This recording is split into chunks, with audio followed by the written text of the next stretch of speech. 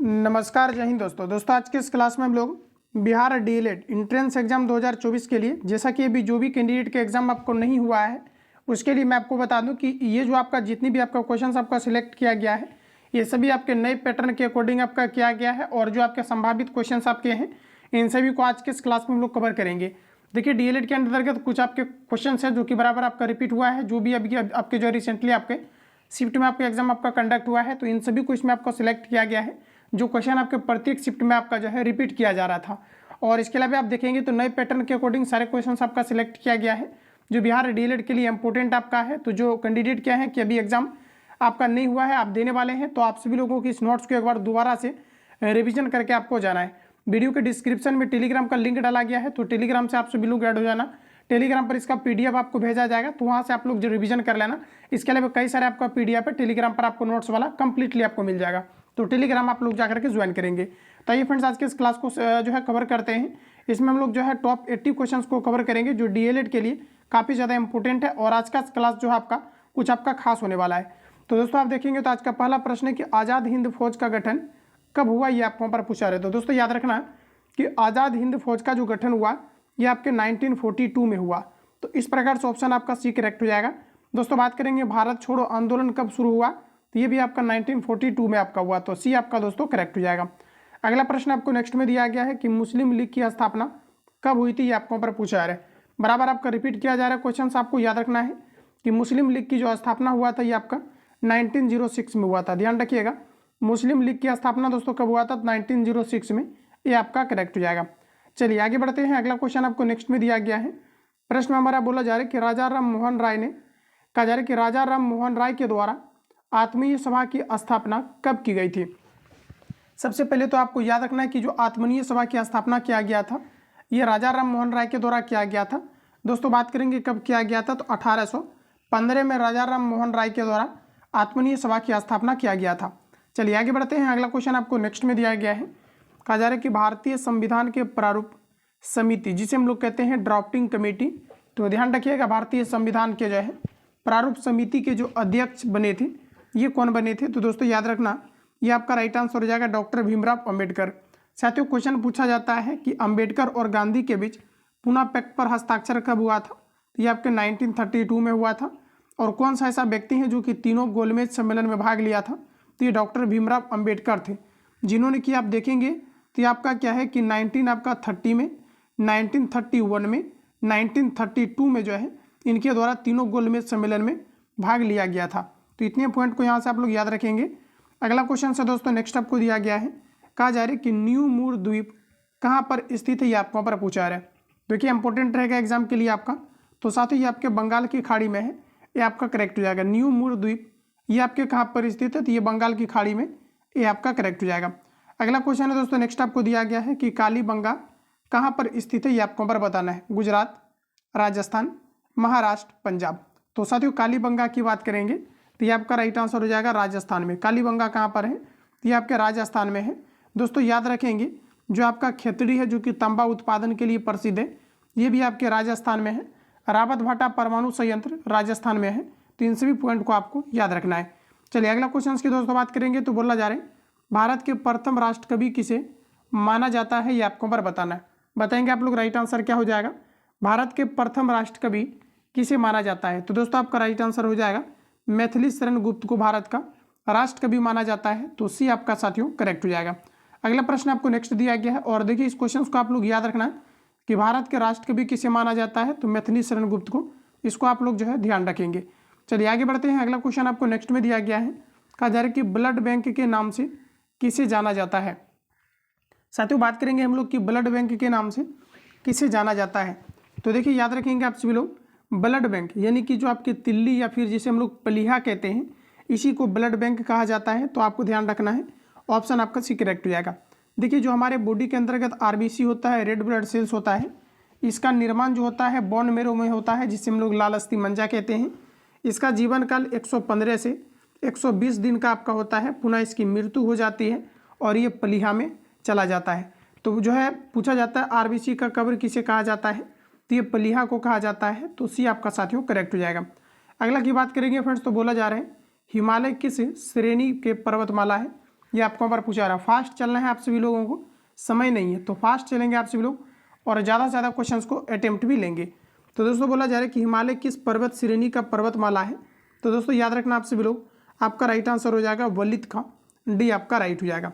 अगला की दोस्तों बात करेंगे तो नेक्स्ट कहा जा रहे हैं कि देश में स्टॉक एक्सचेंज को नियमित कौन करता है।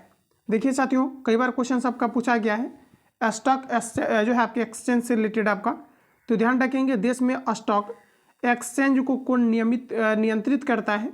तो दोस्तों ये किया जाता है सेबी के द्वारा, ये आपका करेक्ट हो जाएगा। चलिए आगे बढ़िए, अगला क्वेश्चन आपको नेक्स्ट में दिया गया है। प्रश्न में बोला जा रहा है कि किस गवर्नर जनरल के शासनकाल में भारत की राजधानी कोलकाता से परिवर्तित करके दिल्ली में स्थापित किया गया। तो दोस्तों याद रखेंगे, किस गवर्नर जनरल के शासनकाल में भारत की राजधानी कोलकाता से परिवर्तित करके दिल्ली स्थानांतरित किया गया था। तो आपका राइट आंसर हो जाएगा लॉर्ड हार्डिंग द्वितीय के शासनकाल में। देखिए 1911 तक क्या है कि भारत की राजधानी कोलकाता बनी रही थी, पुनः इसे स्थानांतरित करके नई दिल्ली स्थानांतरित किया गया था। तो डी आपका करेक्ट हो जाएगा। चलिए अगला क्वेश्चन की दोस्तों बात करेंगे तो नेक्स्ट दिया गया है रुपये नाम के सिक्का भारत में सर्वप्रथम किसने जारी किया था। एग्जाम के लिए इंपॉर्टेंट रहेगा, वेरी इंपॉर्टेंट, याद रखेंगे। रुपये नाम के सिक्का भारत में सर्वप्रथम किसने जारी किया था। तो दोस्तों आपका राइट आंसर हो जाएगा शेरशाह सूरी के द्वारा जारी किया गया था। तो उसी आपका यहाँ पर राइट हो जाएगा। अगला प्रश्न आपको नेक्स्ट में दिया गया है, कहा जा रहा है कि मेट्टर बांध किस नदी पर बनाया गया है। दोस्तों बात करेंगे हम लोग मेट्टर बांध किस नदी पर बनाया गया है। तो ध्यान रखेंगे आप सभी लोग, मेट्टर बांध आपके कावेरी नदी पर बनाया गया है। तो बी आपका साथियों करेक्ट हो जाएगा, कावेरी नदी पर आपके मेट्टर बांध को बनाया गया है। चलिए अगला क्वेश्चन आपको नेक्स्ट में दिया गया है, राजा राम मोहन राय के द्वारा ब्रह्म समाज की स्थापना कब किया गया। दोस्तों याद रखेंगे आप सभी लोग, ब्रह्म समाज की स्थापना राजा राम मोहन राय के द्वारा किया गया है और ब्रह्म समाज की स्थापना 1828 में राजा राम मोहन राय के द्वारा किया गया था। तो सी आपका दोस्तों करेक्ट हो जाएगा। अगला की बात करेंगे तो नेक्स्ट प्रश्न आपको दिया गया है, नॉर्वे की राजधानी कहाँ पर स्थित है। बताएंगे राइट आंसर क्या हो जाएगा, ओस्लो, पेरिस, वर्न, लिस्बन। तो देखिए नॉर्वे की राजधानी की दोस्तों बात करेंगे तो आपका राइट आंसर हो जाएगा ओस्लो, ऑप्शन आपका ए करेक्ट हो जाएगा। नॉर्वे की राजधानी कहाँ पर है, तो ये आपका राइट आंसर हो जाएगा ओस्लो। अगला प्रश्न साथियों नेक्स्ट में दिया गया है, राष्ट्रपति द्वारा किस अनुच्छेद के आधार पर राष्ट्रीय आपातकाल की घोषणा की जाती है। तो देखिए दोस्तों, राष्ट्रपति के द्वारा आर्टिकल 352 के तहत राष्ट्रीय आपातकाल को, नेशनल इमरजेंसी को लगाया जाता है। और भारत में अभी तक टोटल आप देखेंगे तो 3 बार राष्ट्रीय आपातकाल की घोषणा किया गया है, जिसमें कि दोस्तों आप देखेंगे तो सर्वप्रथम 1962 में, पुनः आपका 1971 में और पुनः आपका 1975 में किया गया था। भारत चाइना के युद्ध के समय 1962 में नेशनल इमरजेंसी लगाया गया था। दूसरा बार देखेंगे तो 1971 में भारत और पाकिस्तान के युद्ध के समय लगाया गया था। और थर्ड समय में देखेंगे तो आपके 1975 में इंदिरा गांधी के शासनकाल में लगाया गया था। तो इस प्रकार से आप देखेंगे तो ऑप्शन हमारा सी करेक्ट हो जाएगा, राष्ट्रपति शासन आर्टिकल 352 के अंतर्गत लगाया जाता है। चलिए अगले बढ़िए, अगला क्वेश्चन आपको नेक्स्ट में दिया गया है। दोस्तों प्रश्न में बोला जा रहा है कि हिंदू महासभा की स्थापना किसके द्वारा की गई। दोस्तों हिंदू महासभा की स्थापना के बारे में बात करेंगे तो मदन मोहन मालवीय के द्वारा किया गया था। तो डी आपका करेक्ट हो जाएगा, मदन मोहन मालवीय ने हिंदू महासभा की स्थापना किया था। अगला प्रश्न साथियों नेक्स्ट दिया गया है, नेक्स्ट में यहाँ पर आपको बोला जा रहा है राज्यपाल की नियुक्ति कौन करता है। तो देखिए राज्यपाल की नियुक्ति राष्ट्रपति के द्वारा किया जाता है, प्राइम मिनिस्टर प्रधानमंत्री की नियुक्ति राष्ट्रपति के द्वारा किया जाता है, जबकि चीफ मिनिस्टर आप देखेंगे मुख्यमंत्री की नियुक्ति राज्यपाल के द्वारा किया जाता है। तो राज्यपाल की नियुक्ति कौन करता है, तो ये राष्ट्रपति करते हैं, सी आपका करेक्ट हो जाएगा। अगला प्रश्न साथियों नेक्स्ट में दिया गया है, उकाई परियोजना किस नदी पर स्थित है।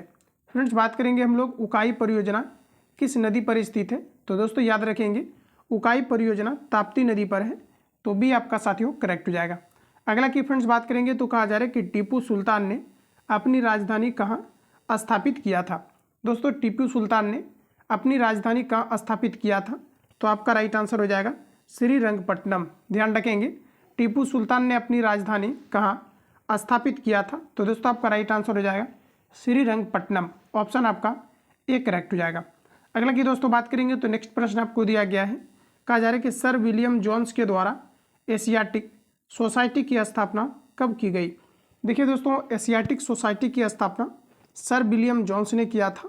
और जो आपके है क्या है कि एशियाटिक सोसाइटी की जो स्थापना है ये आपका 1784 में किया गया था। ध्यान रखेंगे, एशियाटिक सोसाइटी की स्थापना सर विलियम जोन्स ने किया था और इसकी स्थापना 1784 में किया गया था। तो ऑप्शन आपका सी सही हो जाएगा। अगला प्रश्न आपको नेक्स्ट में बोला जा रहा है, काकोरी कांड में किस क्रांतिकारी को फांसी की सजा दी गई। फ्रेंड्स बात करेंगे हम लोग काकोरी कांड में किस क्रांति को फांसी की सजा दी गई। तो देखिए 22 का आपका राइट आंसर हो जाएगा राम प्रसाद बिस्मिल, सी आपका साथियों करेक्ट हो जाएगा। चलिए आगे बढ़ते हैं। अगला क्वेश्चन आपको नेक्स्ट में दिया गया है, सूर्य की ऊष्मा पृथ्वी तक किस विधि से पहुंचती है, ये आपको पर बताना है। देखिए दोस्तों, सूर्य की जो ऊष्मा है ये पृथ्वी तक किस माध्यम से पहुंचती है। तो ध्यान रखेंगे ये आपका राइट आंसर हो जाएगा विकिरण के माध्यम से। देखिए प्रकाश का जो वेग होता है ये 3 × 10⁸ मीटर पर सेकेंड होता है। सूर्य का प्रकाश पृथ्वी तक पहुंचने में 8.3 सेकेंड का समय लगता है। चंद्रमा का प्रकाश पृथ्वी तक पहुंचने में 1.3 सेकेंड का समय लगता है। प्रकाश एक प्रकार का अनुप्रस्थ तरंग है। तो इतनी पॉइंट को आप लोग याद रखेंगे। आगे बढ़ते हैं। अगला क्वेश्चन आपको नेक्स्ट में दिया गया है, कहा जा रहा है कि लाहौर के किला का निर्माण किसने करवाया था। औरंगजेब, शाहजहां, जहांगीर, अकबर। तो देखिए दोस्तों, लाहौर के किला का निर्माण किसने करवाया था। तो 24 का आपका राइट आंसर हो जाएगा अकबर ने करवाया था। ध्यान रखेंगे, लाहौर के किला का निर्माण किसने करवाया था, तो अकबर ने, डी आपका करेक्ट हो जाएगा। अगला की दोस्तों बात करेंगे तो नेक्स्ट प्रश्न आपको दिया गया है, भारत में परिवार नियोजन कार्यक्रम का प्रारंभ कब किया गया। देखिए दोस्तों, भारत में परिवार नियोजन कार्यक्रम का प्रारंभ कब किया गया। देखिए 25 का आपका राइट आंसर हो जाएगा 1952 में। ध्यान रखेंगे 1952 में भारत में परिवार नियोजन कार्यक्रम का प्रारंभ किया गया। तो रिपीट करेंगे आप सभी लोग। अगला की साथियों बात करेंगे तो प्रश्न में बोला जा रहा है, स्वामी विवेकानंद ने रामकृष्ण मिशन की स्थापना कब की। बताइए आप लोग राइट आंसर क्या हो जाएगा। स्वामी विवेकानंद ने रामकृष्ण मिशन की स्थापना कब किया था। तो बताइए राइट आंसर क्या हो जाएगा। तो 1897 आपका ऑप्शन डी आपका दोस्तों करेक्ट हो जाएगा। अगला की साथियों बात करेंगे तो नेक्स्ट में आपको बोला जा रहा है, अंतर्राष्ट्रीय तिथि रेखा निर्धारित है 180 डिग्री देशांतर रेखा, 13.0 देशांतर रेखा, 60 डिग्री देशांतर रेखा, 0 डिग्री देशांतर रेखा। तो साथियों याद रखेंगे, अंतर्राष्ट्रीय तिथि रेखा जो निर्धारित है आपका, ये आपका राइट आंसर हो जाएगा 180 डिग्री देशांतर रेखा। तो ये फ्रेंड्स आपका यहाँ पर करेक्ट हो जाएगा। अगला प्रश्न आपको दिया गया है, कहा जा रहा है कि मेरिनो किसकी एक नस्ल है, बकरी का, गाय का, भेड़ का, मुर्गी का। तो फ्रेंड्स बात करेंगे मेरिनो का। तो देखिए मेरिनो जो है आपका, ये आपका भेड़ का एक नस्ल होता है। तो सी आपका दोस्तों करेक्ट हो जाएगा। चलिए आगे बढ़ते हैं। स्पीड आपको खींचना है और सारे क्वेश्चंस को आप देखेंगे तो आपको रिवीजन आपको कर लेना है और सारे क्वेश्चंस को आपको याद कर लेना है। डेफिनेटली निश्चित रूप से यहाँ से क्वेश्चन आपके देखने को मिलेगा। और जैसा कि आप फ्रेंड्स देखेंगे तो नोट से क्या है कि मैक्सिमम क्वेश्चंस आपके जो है एग्जाम्स में आपके आए हैं, तो आप सभी लोग इसको अच्छे तरीके से कवर करेंगे।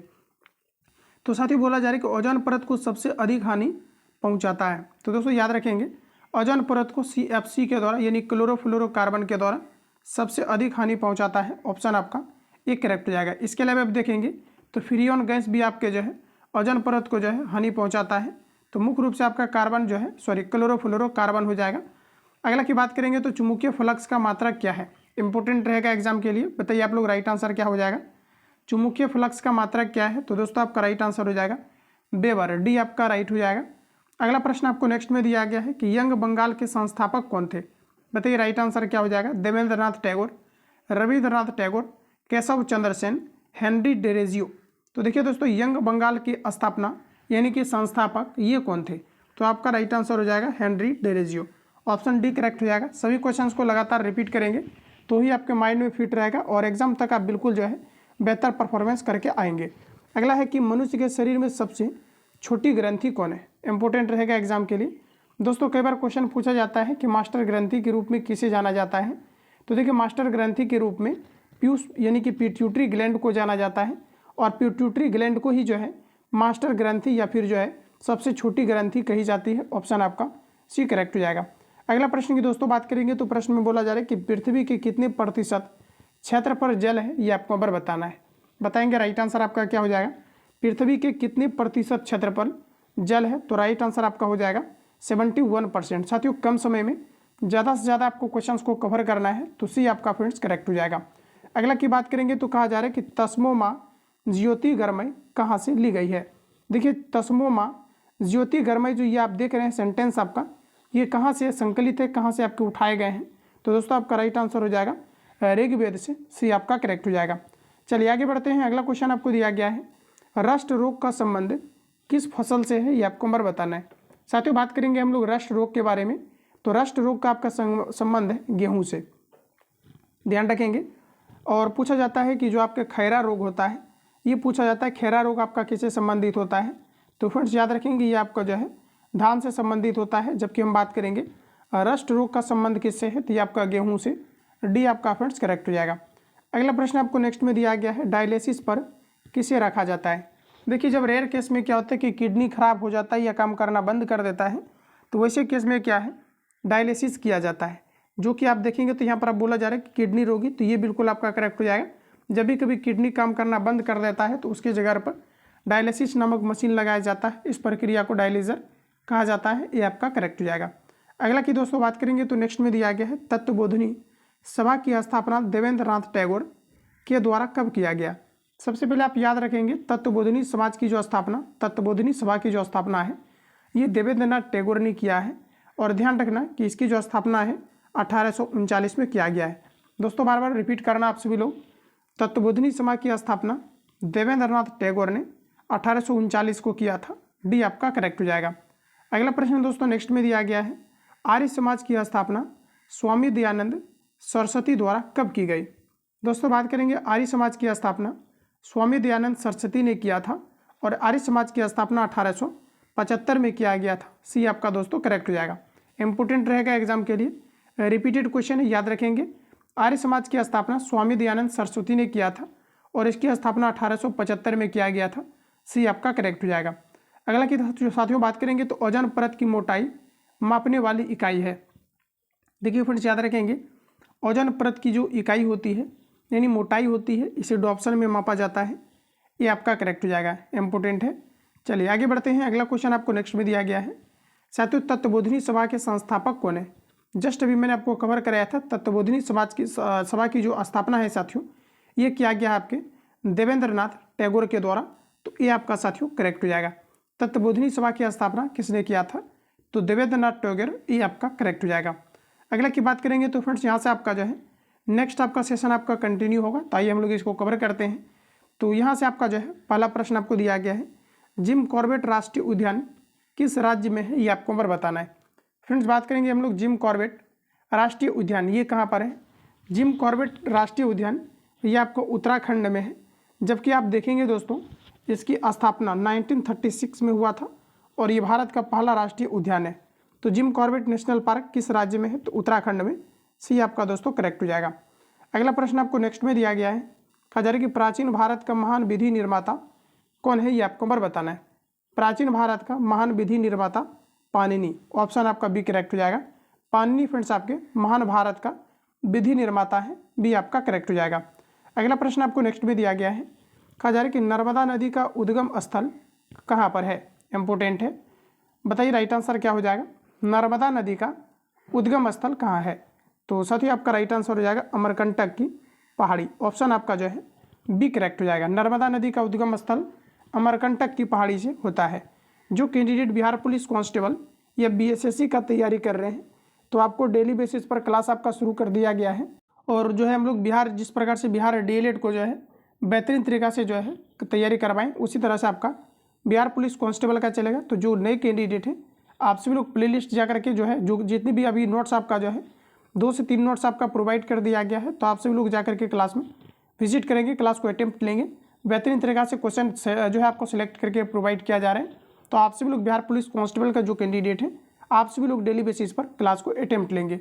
तो साथियों बोला जा रहा है कि पित्त जिसे हम लोग कहते हैं बाइल का स्राव किसके द्वारा होता है? तो दोस्तों याद रखना है पित्त का स्राव यकृत से होता है, ये आपका करेक्ट हो जाएगा। चलिए आगे बढ़ते हैं। अगला क्वेश्चन आपको दिया गया है दुधवा राष्ट्रीय उद्यान कहाँ है, ये आपको नंबर बताना है। फ्रेंड्स बात करेंगे हम लोग दुधवा राष्ट्रीय उद्यान का, इंपोर्टेंट रहेगा एग्जाम के लिए। दोस्तों ये आपके उत्तर प्रदेश के अंतर्गत पड़ता है, ये आपका करेक्ट हो जाएगा। दुधवा राष्ट्रीय उद्यान कहाँ पर है, तो ये आपके उत्तर प्रदेश के अंतर्गत है, तो ये फ्रेंड्स आपका करेक्ट हो जाएगा। अगला प्रश्न में आपको बोला जा रहा है कि कान्हा किसली राष्ट्रीय उद्यान कहाँ है, ये आपको यहाँ पर बताना है। तो दोस्तों कान्हा किसली राष्ट्रीय उद्यान की बात करेंगे तो ये आपका जो है मध्य प्रदेश के अंतर्गत है, बी आपका करेक्ट हो जाएगा। इंपॉर्टेंट है, कान्हा राष्ट्रीय उद्यान या कान्हा किसली राष्ट्रीय उद्यान की बात करेंगे तो ये आपके मध्य प्रदेश के अंतर्गत पड़ता है।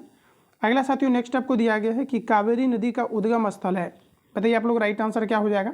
कावेरी नदी का उद्गम स्थल है तो ये आपका राइट आंसर हो जाएगा ब्रह्मगिरी पहाड़ी, ऑप्शन आपका डी करेक्ट हो जाएगा।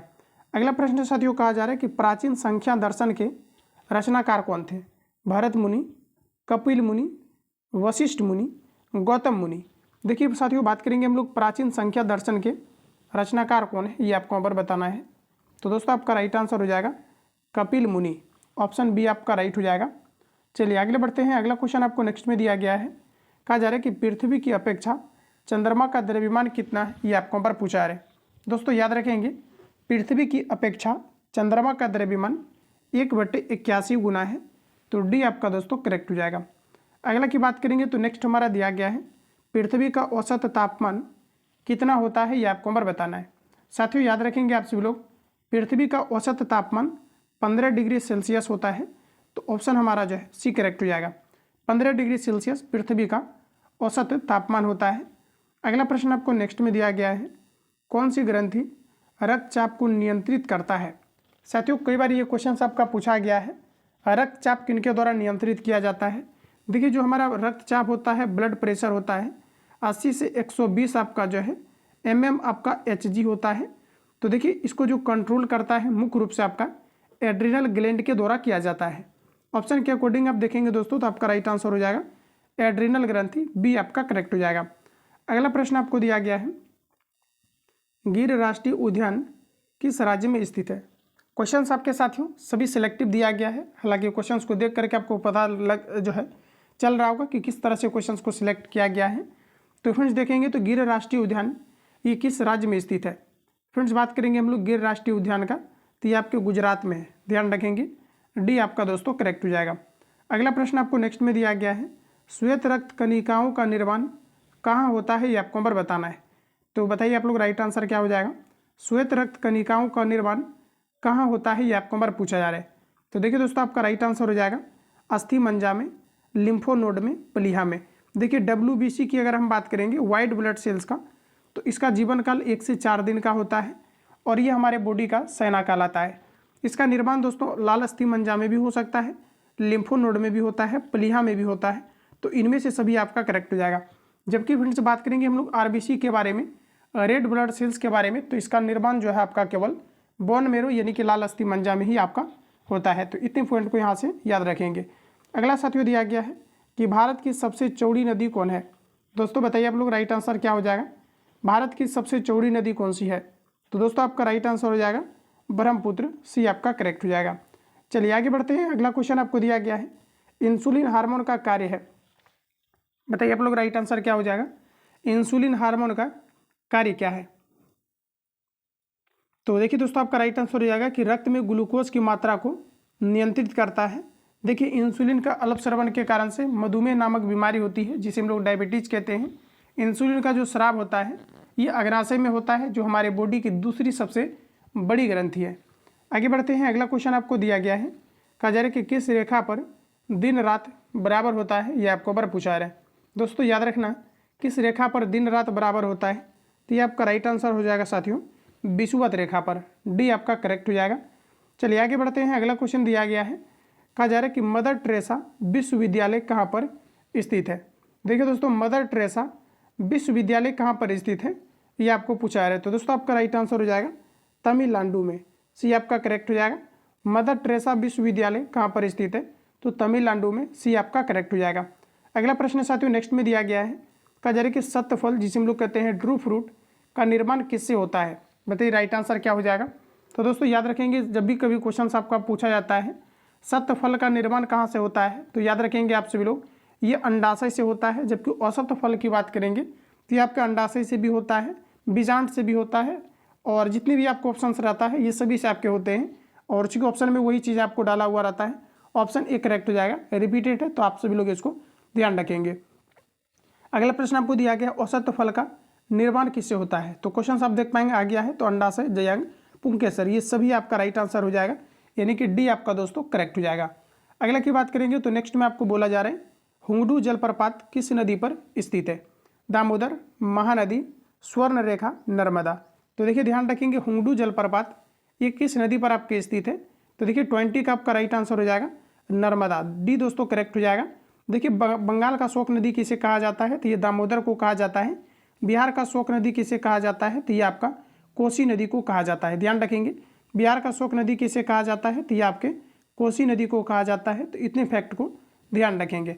अगला साथियों दिया गया है, कहा जा रहा है कि अवध का अंतिम नवाब कौन था? ये आपको पर बताना है। अवध का अंतिम नवाब कौन है ये आपको बताना है। तो ये आपका राइट आंसर हो जाएगा दोस्तों वाजिद अली शाहू। ध्यान रखेंगे, वाजिद अली शाहू। अवध का अंतिम नवाब कौन था? तो वाजिद अली शाहू, डी आपका करेक्ट हो जाएगा। अगला क्वेश्चन है साथियों, नेक्स्ट दिया गया है कि शरीर की सबसे बड़ी ग्रंथि कौन है? शरीर की सबसे बड़ी ग्रंथि कौन है ये आपको पर बताना है। तो देखिए आपका राइट आंसर हो जाएगा यकृत। यकृत से पित्त का भी स्राव होता है। विटामिन ए नेचुरली यकृत के अंतर्गत संचित होता है। चलिए आगे बढ़ते हैं। अगला क्वेश्चन आपको नेक्स्ट दिया गया है साथियों, प्रश्न में बोला जा रहा है कि मौन घाटी या शांत घाटी या साइलेंट वैली कहाँ पर स्थित है? तो देखिए मौन घाटी कहाँ पर है? तमिलनाडु, केरल, महाराष्ट्र, ओडिशा। तो देखिए दोस्तों आपका राइट आंसर हो जाएगा केरल में। शांत घाटी कहाँ पर है? तो ये आपके केरल के अंतर्गत। तो 23 का आपका राइट आंसर बी हो जाएगा। चलिए अगला क्वेश्चन की दोस्तों बात करेंगे, आराम हराम है यह किसका नारा है? बताइए दोस्तों आप लोग राइट आंसर क्या हो जाएगा? आराम हराम है ये किसका नारा है ये आपको पर बताना है। तो साथियों आराम हराम है ये जो नारा आपका दिया गया था, ये नारा आपके दिए गए थे जवाहरलाल नेहरू के द्वारा। ध्यान रखेंगे, आराम हराम है ये नारा किसने दिया था? तो जवाहरलाल नेहरू ने दिया था। तो बी आपका फ्रेंड्स करेक्ट हो जाएगा। अगला नेक्स्ट हमारा दिया गया है प्रश्न में फ्रेंड्स देखेंगे तो यहाँ पर आपको बोला जा रहा है, कहा जा रहा है कि सुंदरबन राष्ट्रीय उद्यान भारत के किस राज्य में स्थित है ये आपको पर बताना है। सुंदरबन राष्ट्रीय उद्यान या फिर मैंग्रोव वन की दोस्तों बात करेंगे तो ये आपके वेस्ट बंगाल में पड़ता है, पश्चिम बंगाल में। तो बी आपका साथियों करेक्ट हो जाएगा। सुंदरबन राष्ट्रीय उद्यान भारत के किस राज्य में है? तो आपका राइट आंसर हो जाएगा पश्चिम बंगाल में। अगला हमारा नेक्स्ट में दिया गया है, नर्मदा नदी अपनी मुहाना कहाँ पर बनाती है? साथियों बात करेंगे नर्मदा नदी अपनी मुहाना कहाँ पर बनाती है? तो देखिए 26 का करेक्ट आंसर आपका हो जाएगा खंभात की खाड़ी में। ये आपका दोस्तों करेक्ट हो जाएगा। अगला प्रश्न हमारा नेक्स्ट में दिया गया है, सोन नदी किस नदी में आकर गिरती है? बेतवा, चंबल, गंगा, यमुना। देखिए दोस्तों सोन नदी किस नदी में आकर गिरती है? तो देखिए आपका जो है 27 का करेक्ट आंसर आपका हो जाएगा गंगा में। ध्यान रखेंगे सोन नदी किस नदी में आकर गिरती है? तो गंगा में। गंगा भारत में जो है उद्गमित होने वाला सबसे बड़ी नदी है। भारत की सबसे लंबी नदी दोस्तों गंगा है, जिसकी लंबाई टोटल 2525 किलोमीटर है। चलिए आगे बढ़ते हैं। अगला क्वेश्चन आपको दिया गया है साथियों, अगर आपको ये पूछा जाता है कि गंगा को राष्ट्रीय नदी का दर्जा कब मिला है? तो ध्यान रखिएगा 2008 से गंगा को राष्ट्रीय नदी का दर्जा मिला है। अगला प्रश्न आपको नेक्स्ट में दिया गया है कि ताप्ती नदी कहाँ पर आकर गिरती है? साथियों ताप्ती नदी के तट पर सूरत अवस्थित है और ये गुजरात में बहने वाली नदी है। तो ताप्ती नदी कहाँ पर आकर गिरती है? तो बताइए आप लोग राइट आंसर क्या हो जाएगा? तो आपका दोस्तों राइट आंसर हो जाएगा खंभात की खाड़ी में, डी आपका करेक्ट हो जाएगा। अगला प्रश्न आपको नेक्स्ट में दिया गया है, कहा जा रहा है कि शिवाजी के माँ का नाम क्या था? फ्रेंड्स बोला जा रहा है कि शिवाजी के माँ का नाम क्या था? तो देखिए 29 का आपका जो राइट आंसर हो जाएगा फ्रेंड्स आपका ऑप्शन ए करेक्ट हो जाएगा जीजाबाई। ध्यान रखेंगे, बोला जीजीबाई, यानी कि डी ये आपका दोस्तों करेक्ट हो जाएगा। शिवाजी के बचपन का नाम था। अगला की दोस्तों बात करेंगे तो नेक्स्ट आपको दिया गया है, जब राष्ट्रपति एवं उपराष्ट्रपति दोनों अनुपस्थित हो तो राष्ट्रपति के पद पर कौन एक कार्य करता है? ये आपको पर पूछा रहे। तो दोस्तों आपका राइट आंसर हो जाएगा मुख्य न्यायाधीश। ध्यान रखिएगा, अगर ये पूछा जाता है कि जब राष्ट्रपति यानी कि जो प्रेसिडेंट होते हैं ये अगर अनुपस्थित होते हैं तो ये अपने जो है इस्तीफा पद जो होते हैं ये किन्हें सौंपते हैं? तो उपराष्ट्रपति को सौंपते हैं। रेयर केस में अगर देखा जाए अगर दोनों जो है अनुपस्थित होते हैं तो वैसे केस में अगर देखा जाए साथियों तो मुख्य न्यायाधीश जो है कार्यभार को संभालते हैं। तो सी आपका दोस्तों करेक्ट हो जाएगा। अगला प्रश्न हमारा दिया गया है, डर्मेटोलॉजी में किसका अध्ययन किया जाता है? फ्रेंड्स इंपॉर्टेंट है आपका, वेरी इंपॉर्टेंट। याद रखेंगे डर्मेटोलॉजी में किसका अध्ययन किया जाता है, ये आपको नंबर पूछा रहा है। तो डर्मेटोलॉजी की फ्रेंड्स बात करेंगे तो ये आपका राइट आंसर हो जाएगा त्वचा का अध्ययन, बी आपका करेक्ट हो जाएगा। नेक्स्ट में दिया गया है अलबरूनी किसके साथ भारत आया था, मोहम्मद कासिम, मोहम्मद गोरी, मोहम्मद गजनी, बाबर। तो देखिए अलबरूनी की दोस्तों बात करेंगे तो अलबरूनी जो आपका है ये आया था मोहम्मद गजनी के साथ में भारत आया था, सी आपका करेक्ट हो जाएगा। आगे बढ़ते हैं, अगला प्रश्न आपको नेक्स्ट में दिया गया है, कहा जा रहा है कि पंडवानी किस राज्य का प्रचलित लोक नृत्य है, ये आपको नंबर पूछा रहा है। फ्रेंड्स पंडवानी जो है किस राज्य का प्रचलित लोक नृत्य है, तो 33 का आपका राइट आंसर हो जाएगा छत्तीसगढ़ का, बी आपका करेक्ट हो जाएगा। आगे बढ़ते हैं दोस्तों, अगला क्वेश्चन दिया गया है, कहा जा रहा है कि अष्टछाप के संस्थापक कौन थे। फ्रेंड्स बोला जा रहा है कि अष्टछाप के संस्थापक कौन थे, तो स्वामी विट्ठल नाथ आपका राइट आंसर हो जाएगा।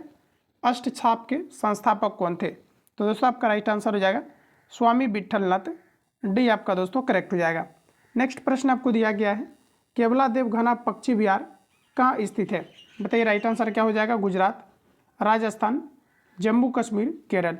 केवलादेव घना पक्षी विहार ये कहाँ पर स्थित है, तो देखिए आपका राइट आंसर हो जाएगा राजस्थान में। केवलादेव घना पक्षी विहार कहाँ पर है, तो दोस्तों आपका राइट आंसर हो जाएगा राजस्थान में, बी आपका करेक्ट हो जाएगा।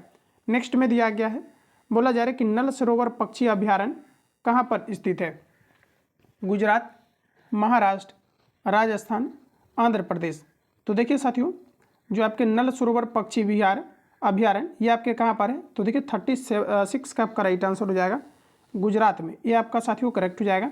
अगला प्रश्न आपको नेक्स्ट में दिया गया है, कहा जा रहा है कि नंदनकानन वन्यजीव अभ्यारण्य कहाँ है। साथियों बात करेंगे नंदनकानन वन्यजीव अभ्यारण्य कहाँ है, तो 37 का आपका राइट आंसर हो जाएगा ओडिशा में। ध्यान रखेंगे ओडिशा में नंदनकानन वन्यजीव अभ्यारण्य है, रिपीट करते रहेंगे आप लोग। अगला की दोस्तों बात करेंगे तो बोला जा रहा है कि भारत का सबसे प्राचीन स्मृति ग्रंथ कौन है, बताइए आप लोग राइट आंसर क्या हो जाएगा। भारत का सबसे जो है प्राचीन स्मृति ग्रंथ कौन है, तो देखिए 38 का आपका साथियों राइट आंसर हो जाएगा मनु स्मृति, बी आपका करेक्ट हो जाएगा। भारत का सबसे प्राचीन स्मृति ग्रंथ कौन है, तो ये आपका हो जाएगा मनु स्मृति। नेक्स्ट की साथियों बात करेंगे तो बांदीपुर राष्ट्रीय उद्यान कहाँ पर स्थित है।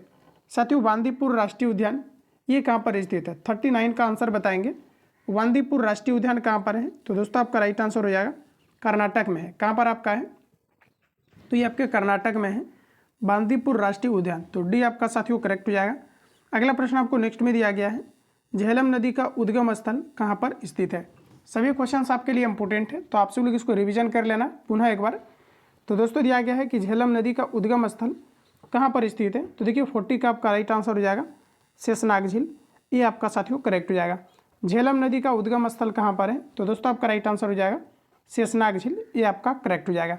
तो फ्रेंड जितने भी क्वेश्चंस आपको दिया गया था और यहाँ पर देखेंगे तो टोटल आपका 45 क्वेश्चंस आपको दिया गया है। तो चलिए हम लोग इसको जो है आगे कवर करते हैं। तो यहाँ पर देखेंगे तो नेक्स्ट क्वेश्चन हमारा साथियों दिया गया है, कहा जा रहा है कि मानस वन्यजीव अभ्यारण्य कहाँ स्थित है, ये आपको पर बताना है। साथियों मानस वन्यजीव अभ्यारण्य की बात करेंगे हम लोग, तो ये आपका राइट आंसर हो जाएगा असम में है, ऑप्शन आपका डी करेक्ट हो जाएगा। कहाँ पर है, तो ये आपके असम में है, डी आपका दोस्तों करेक्ट हो जाएगा। अगला प्रश्न आपको नेक्स्ट दिया गया है, उत्तकों का अध्ययन क्या कहलाता है। उत्तकों का अध्ययन क्या कहलाता है, तो दोस्तों उत्तकों का अध्ययन आपका कहलाता है हिस्टोलॉजी। क्या कहलाता है, हिस्टोलॉजी। चलिए आगे बढ़ते हैं। अगला प्रश्न दोस्तों नेक्स्ट दिया गया है, मानव शरीर में खून के शुद्धिकरण की प्रक्रिया क्या कहलाती है।